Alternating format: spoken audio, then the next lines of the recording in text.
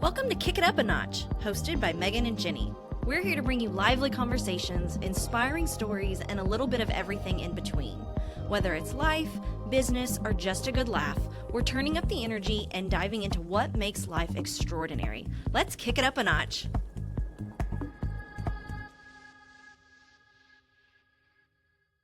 Welcome to another episode of Kick It Up a Notch. I'm Megan Thomas, and I'm unfortunately not here with my other amazing co-host, Jenny McBride. She has got a tough schedule right now, so we are taking over, but she will be back. We are the best realtors here in Evansville, also entrepreneurs and all around pretty fun gals. We're so glad to have you back for another episode, and make sure to check out all of our past episodes wherever you get your podcast, and please listen, follow, and subscribe. Today, I am here with Mark Albini, one of my favorite people because he is a dog person, and dog people are my favorite people. So Mark has done really well at advocating for Vandenberg, Evansville's animal control and starting to see some changes there, which I think a big movement was announced, which was, I think, a move in the right direction. And Mark is also a strong advocate and supporter of the Paws Animal Shelter that we have here in Evansville. So thank you so much for being here today, Mark. And let's start off with the best question, easiest question. What fur babies do you have at home? Tell us all about them. So I actually have 6 at home. So one of them is a service dog. Her name is Cookie. She's about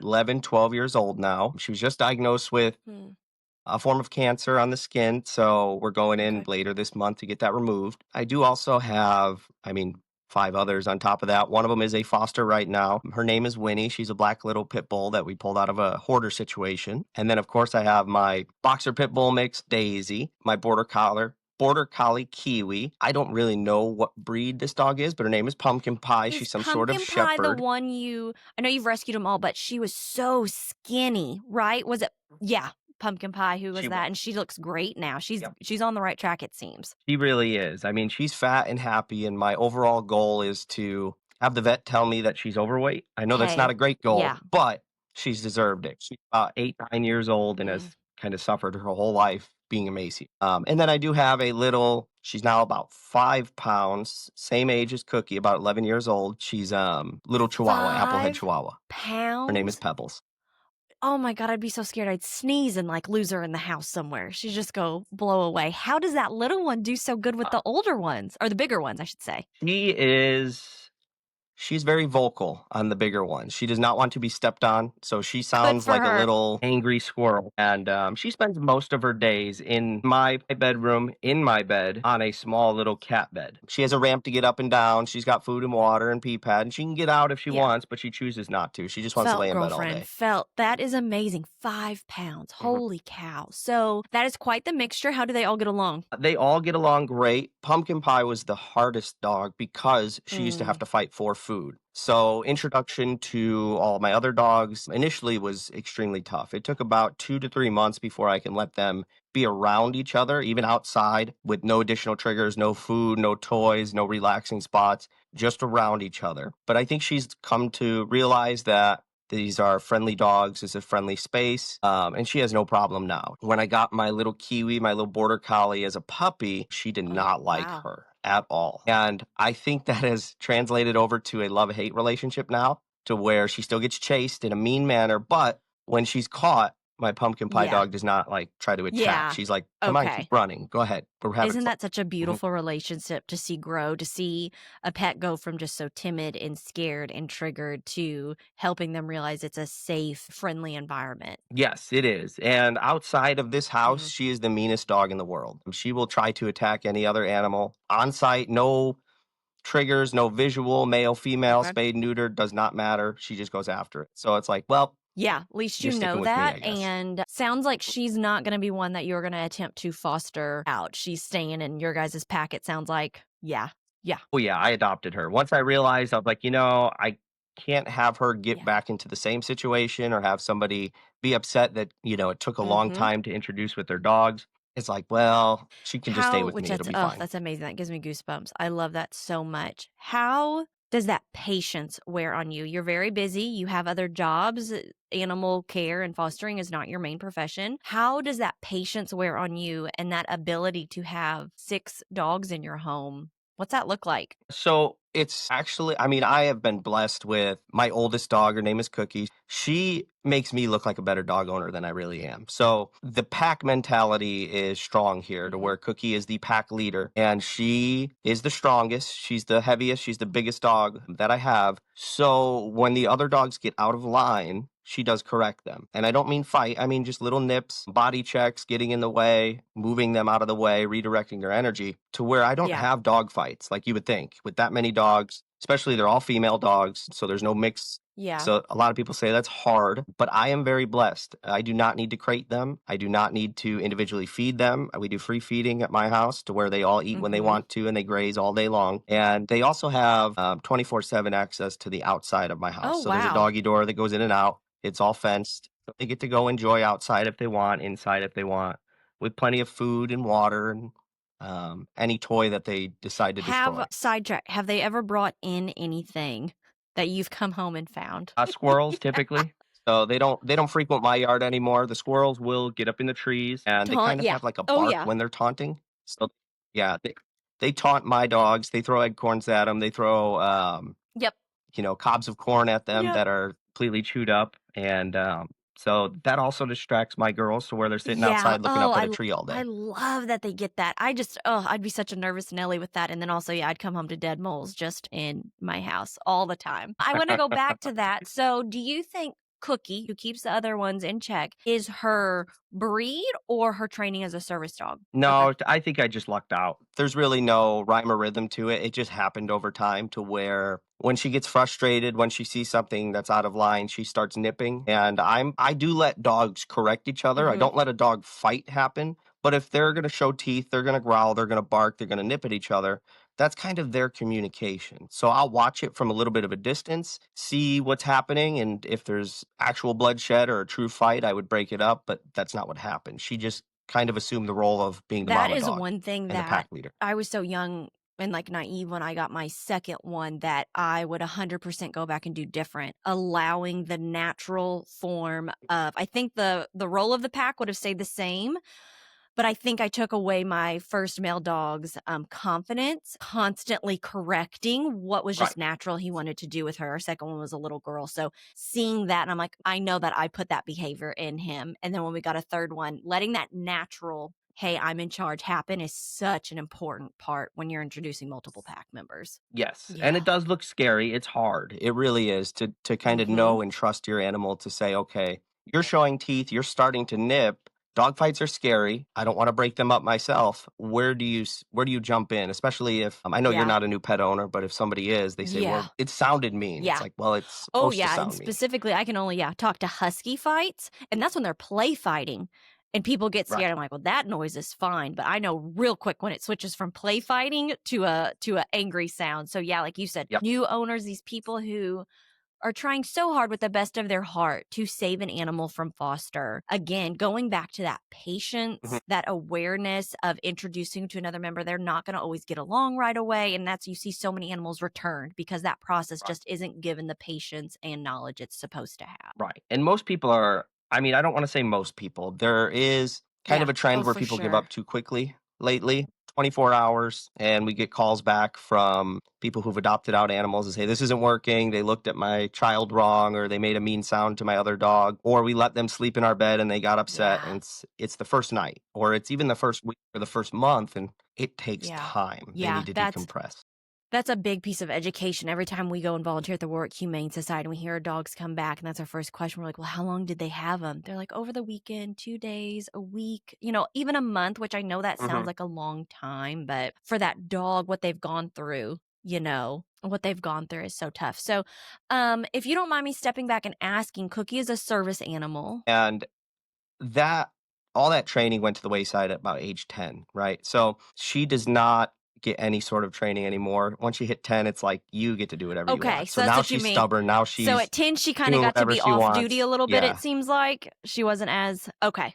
Was that something exactly. you made by choice? Is that common with service animals? Or just you felt comfortable with your relationship with Cookie? No, it's not. So I felt comfortable with her. And it's just one of those things where she's had enough time to do whatever she needed to do. Oh, I Now love it's her that. time to just enjoy life. Go ahead, get fat, get loud, bark at I squirrels, do love whatever you that want, so have much. fun. I have a senior at home and he's struggling. He's not doing good health-wise, and he was eating the other dog's food, and Cody, my boyfriend, mentioned it, and I'm like, "Let him. I'll fill up the other dog's food bowl. If he's hungry, there's gonna be a day when he's not gonna wanna eat. Like, just let him eat." You're getting to a point, it's like, he can do Exactly. whatever he want now, and I will tolerate it. And he does, and I think he's always been able to do whatever he wants, if we're honest. He was my, first baby, but yeah, they get to a certain age, and you've given enough unconditional love, you can do whatever you want now. Right. And it's fun to see Cookie still do that with people. Let's say if I bring her out or if I have people over to where they're just in a, for Mhm. lack of a better words, bad mood. Or if somebody's crying or if somebody's her kind of trigger word is why. Why is this happening? Why is this doing this? To where she'll come over and she will actually force your hands out of your lap or out of your face to say, okay, hey, I'm here. Let's Really. focus energy on Yeah. me.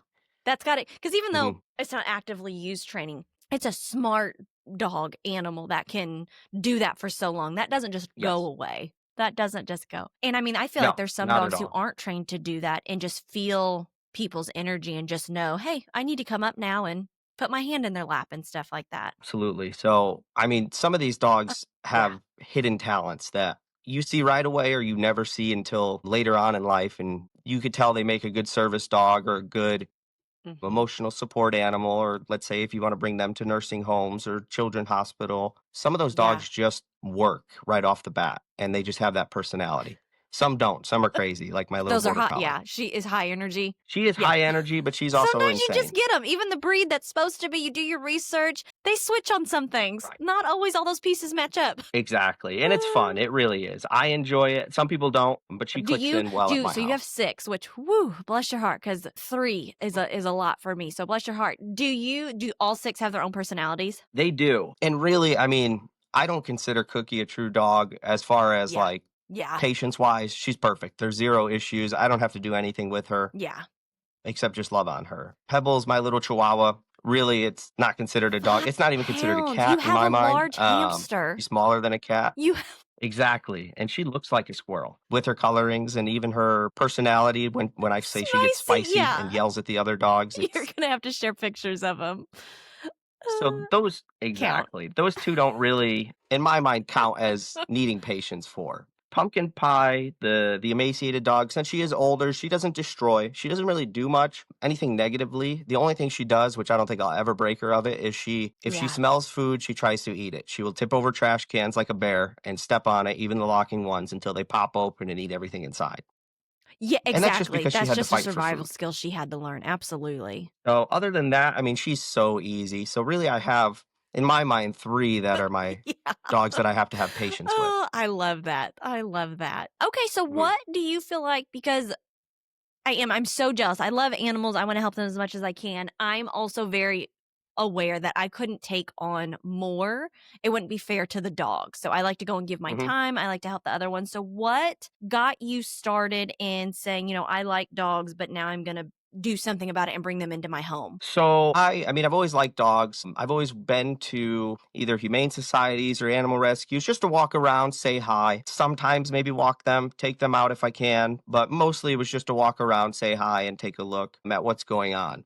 When I really started getting involved was when, I mean, I did adopt a dog that my ex-wife does have now from Paws, which is Okay. PAAWS, so 2 A's.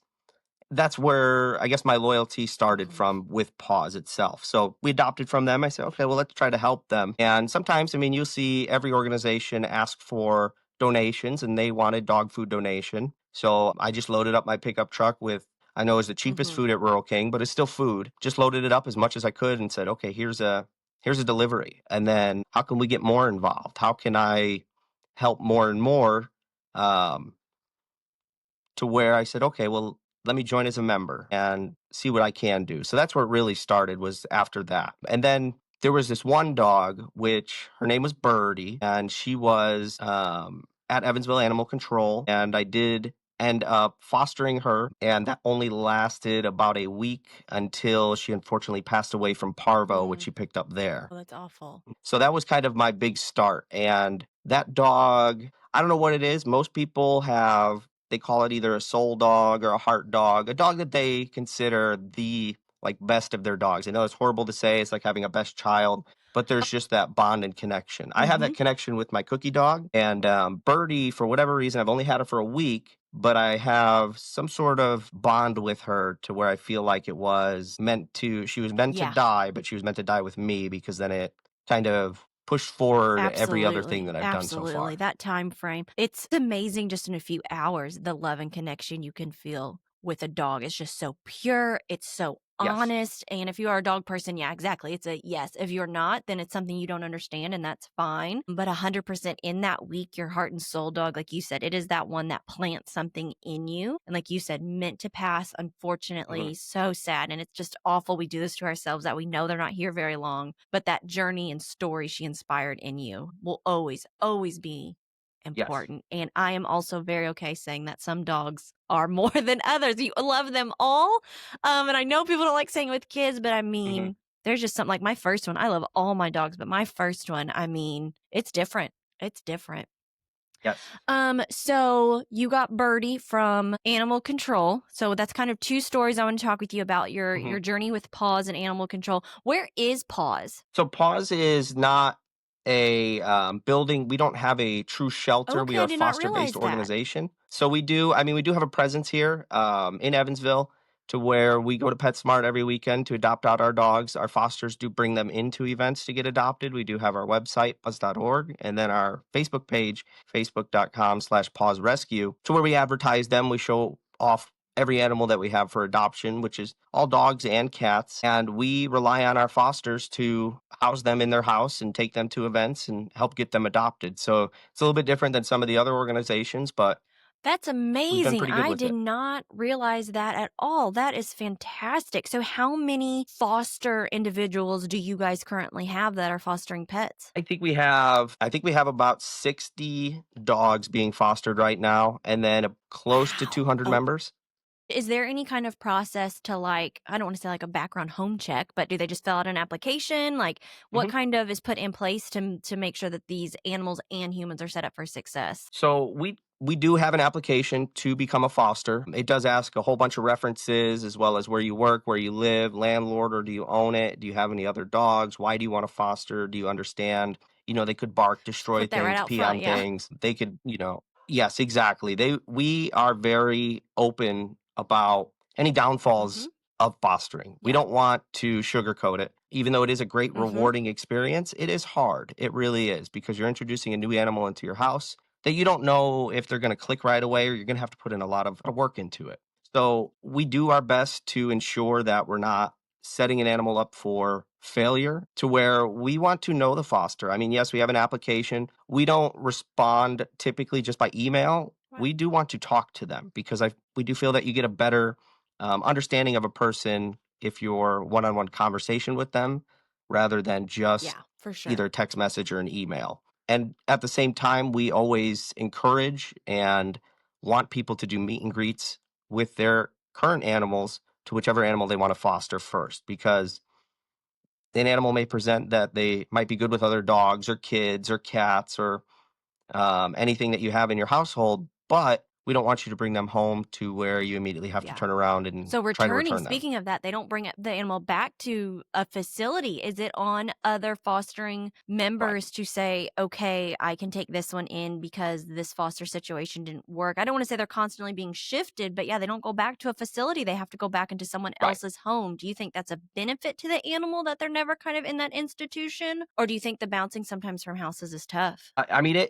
it's tough to bounce from house to house. Their scenery Mm-hmm. is always changing if that happens. So we typically, if somebody wants to return an animal, we do encourage them to keep the animal in Okay. place while we can find another foster for them. We do have other fosters as well as ourselves that will go over to that house and see what's happening. It will say, well, why do you want to return them? What's happening? Can we help? Is it something to do with training? Is there a trigger? Did something happen? What can we do to set this animal up for success and continue fostering with you? If it's totally a situation where it's like this cannot happen due to unseen circumstances, we will find placement for that animal. Even if it's temporary, sometimes they do place in Okay. boarding facilities, and we do pay for it. Some of them do hold a spot for us for Wow. free, which we absolutely love. And it's been hard lately. So, with all the animals that are being found as strays and abandoned and surrendered, we have a shortage of fosters, but a Yeah. shortage of adopters. So, it's hard to say, okay, how do we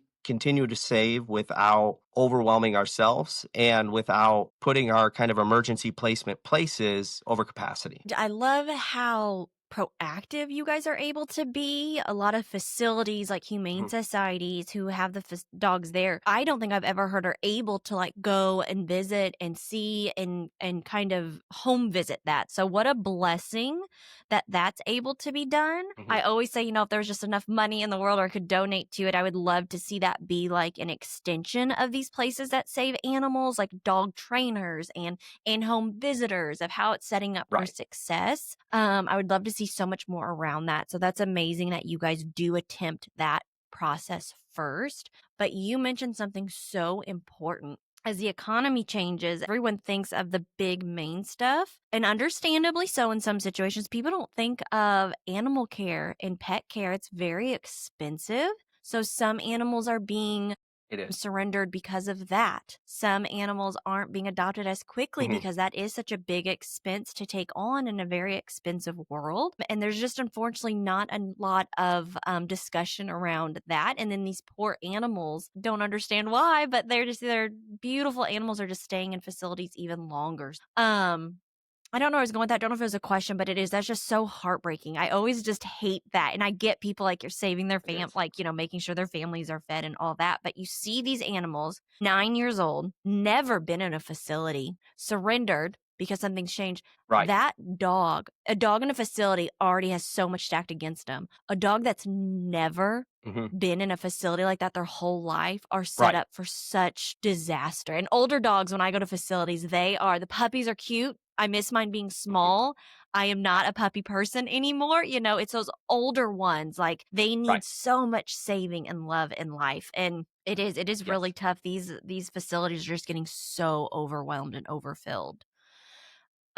And what I say to people is, I mean, if they're trying to foster, like I said, I don't sugarcoat it. I'd say, are you okay with having this animal in your house for maybe up to a year? Fostering is not as Yeah. fast as a lot of people think it is, especially if it's not your, what would I call Yeah. expensive, sought after breed, right? So we all know the ones that are easier typically to get adopted, Yeah. the expensive dogs, right? Let's say a Shih Tzu or a Frenchie, those typically go quick, but it's most of the other dogs where it's like you have to know that this is not a Yeah. 1 month turnaround. I mean, it can be, but it's right now in this economy, in this time, it could Mm-hmm. be up to a year, if not longer. Absolutely. And then like you said, so many people just go off the looks of the animal. Like you said, those popular ones, the Shih Tzu, the Frenchie, that people are just like, oh, this is the popular breed right now. But those Mhm. amazing ones here are the mutts. You Yes. have no idea what they are. You can't really say a lot about them. Maybe they have Right. more of a pit face, or maybe they're just, like I said, something that's put together. Those poor little boogers just get so overlooked because they're not the popular the popular breed or dog that everyone wants. So Yes. how, as a foster person on the other side of it, you have this dog for potentially 6 months, a year, you've cared for it, trained it, you've seen the growth. How in the world do you let that go to another family? I have a hard time with that myself. But there's always going to be another dog out there. There's always going to be another Mhm. perfect dog out there for you to where if you look at it in a sense of, I can't keep all the good ones. I want to Oh. spread that kind of happiness and love in the community. It makes it a little bit easier, but it is absolutely just as tough there. There are a lot of foster failures after that amount of time because they say, well, I've already had this dog for a year. Mhm. Why Oh my not just keep them? gosh. And there's Yeah. nothing bad about that Absolutely, but I because it love the saved that way of animal's life. referencing that. If this has been a good, great dog, you've been able to be such an amazing, important chapter in that dog's life. How can you spread this experience out to someone else to experience? Mhm. Like I said, I was young and naive when I got mine, and someone asked, are you going to breed him? My first one, I said no, because I'd have 15 dogs running around. I couldn't get rid because you raise him for so long and he's from my Right. baby. It's like, no, I'd have all the dogs. I wouldn't be able to get them. I wouldn't be able to give them away. So let's go into, I love paws. I did not know that about it. I'm so glad you shared that. That's impressive. Mhm. It's always impressive what all of these facilities do, because the heart and care, when you go in there and you really see the workers who just really care for these animals, is so impressive. And sometimes I'm like, I Yes. don't know how they leave at night, just knowing they're all in there. And the fact that you guys are a foster only base, I'm really glad you shared that. That's amazing. And that there's other facilities around who kind of help you guys sometimes with boarding. That is just a really cool community coming through for that. I love hearing Yes. about that. Let's switch a little bit to animal control. I'll be honest, when I think animal control, I think of those old cartoons where they go out and they get the Mhm. wild loose dogs who don't have a home, and it's always like this big grizzly um person with a hook trying to get the animal. Like animal control, I never think of anything as positive. And they too, and Right. their goal is to help take care of animals, I would think. Okay. Yes. So I will say anyone who's actually working down there at animal control, especially the animal control officers, the one that are there day to day, they do all the tasks from just cleaning out kennels to helping them get adopted to intaking the animals and Yeah. unfortunately euthanizing them if they need Oh to. God, yeah.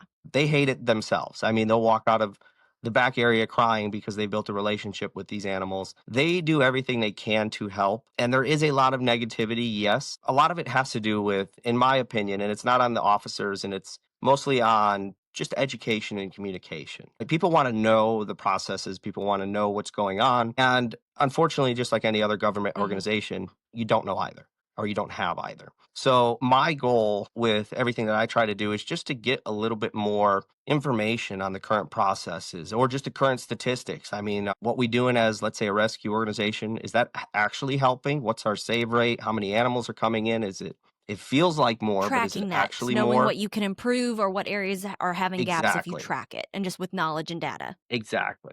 So that, and then just trying to get everybody wants a bigger shelter. I'm 50-50 on needing a bigger shelter versus maintaining the one that we have a little bit better. And again, it really does not boil down to the officers themselves, because how do you ask them to, let's say, clean up this area better or, feed this animal and clean out their kennel? I mean, it's so hard to divvy up that time effectively to make everybody happy when the overall goal is to protect and save the animals. So, yes, there are areas that need improvement with. And really lately, all I've been focusing on is communication and getting important information, especially out to the public. What are the procedures?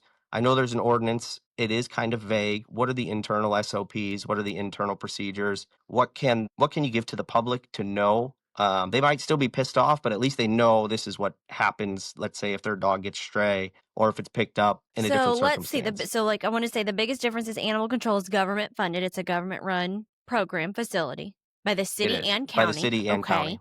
And then obviously with that just being a government run thing, it probably already has a negative aura around it, because that's what people think. And then obviously, like the other humane societies, they are nonprofits. And they are nonprofits. Right. And animal control, do you know, is it a policy that they have to be a euthanized facility? So they Hmm. have to intake any animal within the limits. And unfortunately, because there is a lack of space, they have to euthanize. I mean, they do their best to not, rescues Can step come up and and pull work with animals them from that. to pull a Okay. lot of the animals out. And I hate to say it like this, it is unfortunate with our current stray population and how many animals are being surrendered, bred Hmm. intentionally or unintentionally. Yeah. Yeah. Animals will die. For That sure. is the hard facts of it. We try our Yeah. best. I try to focus on the positive more than the Hmm. negative. It's hard to sometimes, but just in a kind of overall picture, if they're mandated to take in any animal and there's only a limited amount of Yeah. space, there's really no other option. I mean, they can adopt out, they can do their foster to adopt program to get animals out. They rely on Yeah. rescues. It's just hard, especially with the Yeah, manpower that they exactly, have that or they don't don't have. have. So how does an animal end up at animal control? A neighbor calls on them, they find them running around loose. Like they're the ones who go, as to where it's like a humane society, I guess people drop off the pets. If it's one who like where they have to go and get the animal out of a situation, that is what animal control does. They Yep. go and get the animals. So they can get the animal. People can bring in strays. Oh, really? People can Okay. own or I guess that surrender makes sense, there. but that'd be hard. Yes. Yeah. So it is very hard because strays in Evansville have a 7-day hold period to where they cannot be euthanized. Owner surrendered animals can be Wow. euthanized immediately if space is empty. And unfortunately, they are Yeah, for always sure. over capacity there. Holy cows. So humane societies, I mean, every single one Mm-hmm. of them, to include paws, we take surrenders. All of those other ones take surrenders. They do pull from animal Mm-hmm. control. They do have their own foster programs. It's just hard Max right now. capacity is Everybody is strapped. Yeah. pretty much at overcapacity. So it's like, how do we pick and choose which one is able to be pulled and not able to be pulled? It's just, Oh it's so God, yeah. hard and will Making that never choice of which please animal do everybody. we, because you're going off their history. You have 7 days Right, potentially. And we just said at the beginning of this, dogs need more time. It could be an amazing dog who's just not got the best right, first impression because of its history. And now you have 7 days. Is that 7 days for strays because exactly. they are trying in that time to find to see if it has an owner before it's put down? Okay. Yes. So that is that ordinance. I know they're trying to shorten Oh, it they're trying to to shorten like, it. I think it's 4 days. Yes. And really, I mean, I was on the fence Mm-hmm. about that in the beginning, and I still am just a little bit, just based on the fact that, myself and yourself, we can drop what we're doing and go down Yeah. and find our dog at animal control right now. We're not so reliant on a weekly paycheck, but some people, I mean, they have to work Mm-hmm. Monday through Friday. There's no time off, and they work during the same Mm-hmm. hours that animal control is open. Their bosses won't give them time off, or they get paid on Friday. They Yeah. don't have enough money to go reclaim. That's my Yeah. only issue with the shorter stray hold, where that 7 day gives them the opportunity to maybe come in on a Saturday For or get sure. to their next pay cycle. But other than that, I mean, really, most of the animals, if their owners are looking for them, do get reclaimed within the first couple days. The ones who make it all the way to 7, Yeah.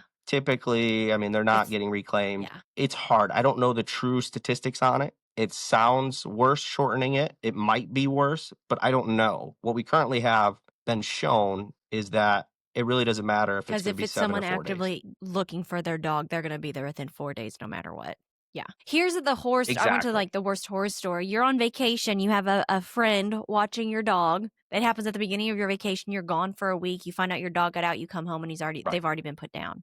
That is going to be such a rare case, but that is where my mind went to. It's like, oh my Mhm. gosh, that has happened or could happen or would Right. happen. Right. Yeah. Yeah. That's tough because when you said 7 days, I'm like, they need to make that longer. And I get it. It's hard to judge, but I love that you brought up Mhm. there are some people who really, really want to go get their dog, but circumstances, can't let them. They Right. can't risk losing their job that takes care of their family to go get that Right. pet. And they'll typically work with them. So if, let's say you call in, you leave a message, keep leaving messages, or, Mm-hmm. you talk with people who are down there, talk with different organizations. If you get the message to animal control, it's like, hey, I am working. I need to wait until Friday. I will come pick up my dog. They're not going to euthanize them Good. for that. They're going to work with the people and Yeah. say, okay, well, you better be here by Friday. And then even then, they'll call back. Let's say if they don't show up by Friday, they're Mm-hmm. not just going to say, oh, well, they missed it. They're still going to probably wait a few more days. Yeah. Now, that's not in writing. That's not It's anything good official, people but who are it's, working there. Yeah. if you're choosing which animal is going to be euthanized, it's like, well, I know that owner has at Yeah. least talked with us and Do want you them know back. this? Who makes the final say in which dogs go down and which ones don't? In what order? It's going to be the Hmm. it's going to be the superintendents. I mean, they might appoint, the officers to do like an unofficial vote or tell me which ones you think. That one's Oof. tough. It really Oh my is. I gosh, no. couldn't do it No, and just myself. knowing it happens and knowing someone does have to do it, I couldn't. Give me the worst day in real estate ever. Still not doing that job. Oh God, I couldn't imagine. I couldn't No, I imagine. couldn't Yeah, do like it those people either. who work there, I know get crap done. I know get not maybe literally by the Mhm. dogs, but having to make those decisions and deal with that. Bless their hearts for working there because my goodness, that has to be so tough. It's not fun, and like I said, I love all the officers and staff that work there.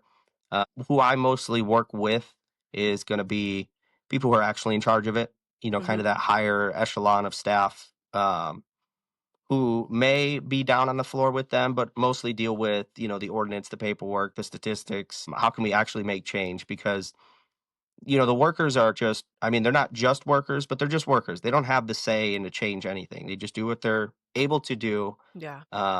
day in and Yeah. day out. So you had recently posted something. Again, you've done so well at acknowledging the Mhm. hard work of them there, and it was not a bash post. And that's what I think I Right. respected most is truly just trying to come from curiosity and get knowledge. What is it that you put out there about animal control? And I think we made a movement towards something good. So will you explain what that process and steps were? So there's a few different things that I've been working with animal control. Most recently, it's been a lot of public requests. So there's been a lot of, I don't want to say conspiracy, but there's been a lot of conspiracy or talk or communication or lack of communication and transparency on a few different topics and items down there, to where I submitted 3 public requests. One of them was just for the normal statistics, right? Intakes and outcomes. Where do they come in? Are they strays? Are they owner surrenders? What happens to them? Are they euthanized? Are they adopted out? Does a rescue organization take them? That's something that I think Hmm. should be posted monthly just to know the statistics. I mean, it should not take a public request to To be able to find that, yeah. get that information. Two other things I'm still working with is getting maintenance requests to see what's just active, what's pending, what's been done as far as maintenance requests on the building, because there are a few maintenance items where we're told that it's a union contract thing. Hang on one second. Sorry, I'm working from my Yeah. home office No, today. totally get They're it. barking up a storm. But there are few maintenance items to where I believe that should be done, or is it being Mm. done? Nobody knows is the thing. I want more information, and I believe that's public information to where we should know where our money's going. Well, I mean, how much maintenance is there? Is the current maintenance contract in place adequate, or is it not? And then there's a secondary issue, and it's not really an issue other than I just don't know anything about it and nobody can tell me, is about the Spirit Fund, which is a fund where animal control does ask the public to donate to, and they do take a percentage from all reclaim fees and put it towards the Spirit Fund, to where it's a fund that helps with medical issues on basically the Spirit Fund is it's a program that helps pay for medical issues at Okay. animal control with the animals there. And they're asking for donations on the city's website in person, as well as they take a percentage from all reclaims to put towards that Spirit Fund, which I think is a good overall program. There's just no information about it. There's no public ledger. There's no accounting. There's nothing that shows what the Well, current yeah. balance is. So And my I first thought submitted a public is, request for it. how much medical care are they doing for the animals? They don't seem like they're possibly in their care long enough to do a full workup on them or know, hey, this dog needs eye drops for its eye issue or a leg's hurt. Like, they're not there to like keep them. So what kind of work would that medical fund do? They don't seem to have them long enough. I mean, they do. You know, if an animal comes in and let's just say it's too Mm. far gone. It was hit by a car, it's bleeding out. They will euthanize it. For sure. Unfortunately, For sure. it's the humane thing to do, in my opinion. But let's say it comes in with a leg that is broken and they're limping on it. They will send it out to get evaluated, and they'll possibly amputate. They'll get medication. If an animal has some sort of disease or parvo, they'll send out and get treated. Okay. I They did do not a lot realize of that. medical there, which I know is included in their normal budget. It's just for me, there's I don't know who gets to pick and choose which Yeah. animals get that funding. And that's what I want to know. I want to know some Hmm. procedures or SOPs or policies. And if we're using reclaim money, if we're asking the public to donate to it, especially on the city's website, there should be I don't need a full forensic investigation into it or anything. I just want to know, what's our budget look What like? How much animals is did it money go is to? in How it? many times? What is it, the main thing it's going to? Is it parvo care? Right. Is it amputations? That's a great point. Absolutely. Right. So those are my three public requests lately, and that's kind of the thing that I'm currently working on. So I mean, I got the statistics of the income or intakes and outcomes. I'm still working on the city producing documents as far as The maintenance Spirit Fund and the itself. And then Spirit Fund something itself. was announced, I think it was even by Mayor Terry, that they just changed something for animal control. What was that? I feel like it was something towards adoption. Okay. Yep. Yeah, so it's foster to adoption. So the way that the current ordinance is set up, as well as state law, is that animals cannot leave animal control without being spayed or neutered, or I should say adopted out of animal control without being spayed or neutered, as well as up to date on Okay. vaccines to include rabies vaccine. Now, that is able to be, I don't want to say skirted around, that sounds like a bad thing, but it's able to be looked at a later time. It's able to be kind of skipped over right now, knowing that it will happen if you are fostering the animal. So let's say the animal's up for adoption, it's off a stray hold, but is not fixed or not spayed or neutered, it's not up to date on vaccines, doesn't have rabies. We could pull it as a foster, allowing us to get that animal out right now. It doesn't have to have all that medical procedures and up to date through animal control. So what that program has done is allowed people who have adopted an animal from animal control, who's waiting for them to get spayed or neutered, up to date on vaccines, they could pull that animal through animal control as a foster to adopt. They're not really fostering in a sense of like, I fostered to get adopted out to another person. They're going to end up adopting it, but it allows them to free up a kennel right now rather than waiting. Okay, this animal's adopted, it goes to get spayed and neutered next week, but it has to wait that entire week, taking up a kennel space. So that's what that Interesting. new Okay, program which was. I love the benefits of that. They've got a family, they can get to it sooner, it opens up kennel. Mhm. Is it a requirement by the person to make sure, though, that they get that animal spayed or neutered? Yes. So, I mean, they get an Okay. appointment set up or they get a voucher, and it's up to animal control to Which is police that, to probably say, "Okay, tough are with you their lack following of up? man Did it care. actually get spayed or neutered?" It is very tough. Yeah. I know there's gonna be downfalls Yeah. to it. I like the program overall, and it's just hard to say if it's For gonna be sure. I good or love bad the without the trying it. goal of it opening up a kennel faster and this animal getting into hopefully a loved home goal. That's a win-win. But as someone who I know is Right. so passionate about the high surrender rate and animal population, I know both of us would Mhm. probably be on the same page of you have to spay and neuter to be responsible sometimes, and to make sure that population just doesn't Right. go crazy. There's just too many pets who don't have a home yet. We don't need to contribute to that. So I also am a big advocate for the spade and Exactly. neutering. And I also know people might not always follow up with that. So I can see that side of it. But if the end goal is they are in a home and it opens up a kennel, then yeah, I agree with you. I think that's amazing. Exactly. Yeah, Essentially, they're trying. It's like, what can we do to free them up exactly. faster? And I don't know the statistics on it just yet. I don't know if it's Hmm. shown good or bad just Okay. yet, but I think Awesome. time will tell. Awesome. Because if I'm correct, the state of Indiana doesn't have animal abuse laws. Is that correct? I mean, the state of Indiana they do have some animal abuse laws out there, and it also depends Local laws on more kind so. of local laws and what can be written up, what can be enforced, and then what can be proved. Because a lot of the times, let's say myself or you may look at something as, yeah, that's kind of abusive behavior, but I mean, unfortunately, most courts and most systems view animals as property, right? So it may not be comfortable for the Hmm. animal, but it's not illegal. I don't like that necessarily, and it just really requires kind of looking Yeah. at Do you every ever case see any of your individually. advocacy leaning towards that bigger picture of anything? Or do you think you like your energy being where you can see these impact and changes to focus on the positive and not that negative? So I mean, it's hard to not focus on the negative. Yeah. People are going to be evil no matter what. I try not Yeah. to focus on things that I can't change because the current court systems, the current laws in place, I mean, they're not even Hmm. fully enforced in a sense to where it's like that should be this, but it's not even being written up as this. So where is my energy and That's a time good best reminder. used? That's That's a what I good focus reminder. on. So walking away from this, people listening who want to do something, obviously anytime you Sure. can get onto a shelter or animal control, anything they're requesting, can donate if it's something like that monetarily, if it's your time. How can we kind of change the perception of animal control to help the community? I think either they don't think anything of animal control, or I would assume, Mhm. and this is just my bias, people do see it in a negative manner. Okay, so fair to Oh say yeah. that statement.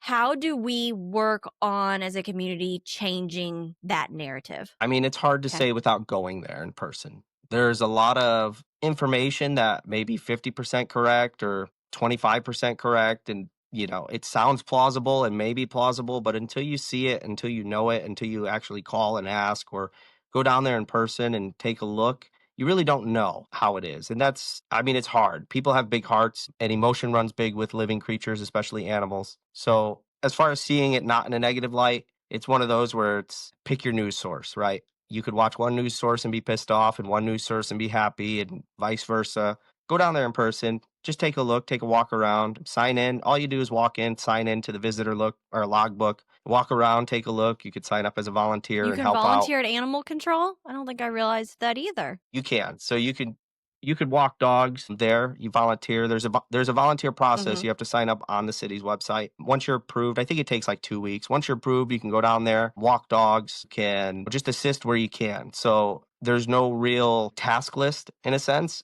but it at least allows you to take these dogs outside and just Yeah, play with them for a yeah. little bit. And that's what said too, I think I don't Mhm. know how many volunteers they have there. Naive to think I didn't even think you could go. I kinda think of it not like jail, but, like, I don't think it's as a place that, like, you could Mhm. go and visit, like a humane society, and that's awful and naive on my part, and hopefully people listen and hear and Right. realize that those animals there, they need the walks, they need the care, they need the same volunteering, love that humane society dogs get. So I love hearing that and being able to share that Right. knowledge, and love that you said just go down there and get that information for yourself.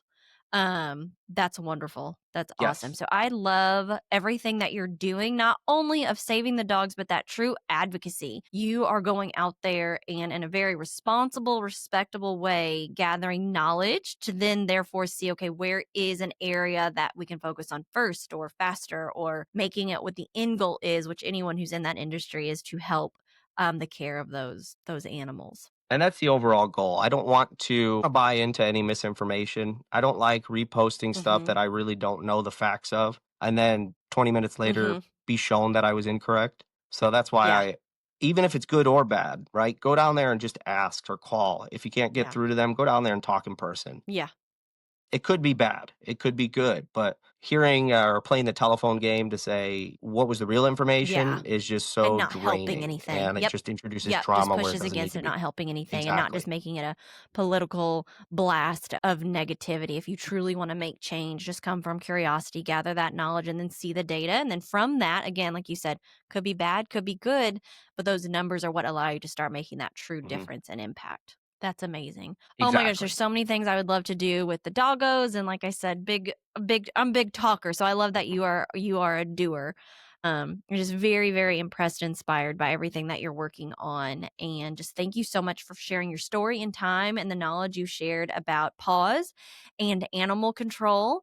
And you Mhm. mentioned Paws website and Facebook, but if you'll mention those again for me so people can go and Yes. visit and see all the doggos that are being up for adoption and fostered. Yes. So it's paws.org, and it's paws with two A's. So PAAWS.org. And then the Facebook page, if it's facebook.com/paws rescue. And if you just type in paws again with two A's on Facebook, it should be one of the first ones that pops up. And we're active on both. So the Facebook page and the website are both updated pretty much immediately when we do pull a dog or cat available for Awesome. Awesome. adoption. Yes. Sorry, we focus on doggos. Cats, very much out there too. I know there are cat advocates. I Mhm. know we focus on dogs, but definitely a dog advocate, all animal advocates. If you Mhm. are able to responsibly go find a new best friend, please, please, please, people out there, go consider an animal that is in a facility, not the beautiful, expensive breed that has a all dogs need saved, but please know that there are good-hearted animals, older animals that need to be rescued. So please think about going in there. And then if you are not ready to open up your heart and home or expenses to have this new friend, go and volunteer. Give them love for an hour, 2 hours. What that does Yes. for you as a person is just as rewarding as what it does for that animal. So if you can give your time and go walk and just spend time with them, that's huge as well. So thank you so much for listening today. Be sure to follow us and subscribe wherever you get your podcast. Stay connected with us on social media. We want to hear from you, and please let us know what you learned from today's episode. Bonus points if you post doggo pictures. Use the hashtag KickItUpANotchPodcast. And until next time, let's all keep working together to kick it up a notch in everything that we do. Thanks again so much for your time today, Mark, and sharing with us. Perfect. Thank you for having me. Kick It Up a Notch is all about real talk and real stories, but we're not doctors, lawyers, financial advisors, or therapists. We're just two business owners having fun, sharing experiences, and hopefully sparking some inspiration. So don't take anything we say as professional advice. Always do your research and consult the experts when needed. Thanks again for tuning in, and we'll catch you next time. Thanks for tuning in to Kick It Up a Notch. If you enjoyed today's episode, don't forget to subscribe, leave a review, and share it with your friends. Until next time, keep reaching higher and kicking it up a notch.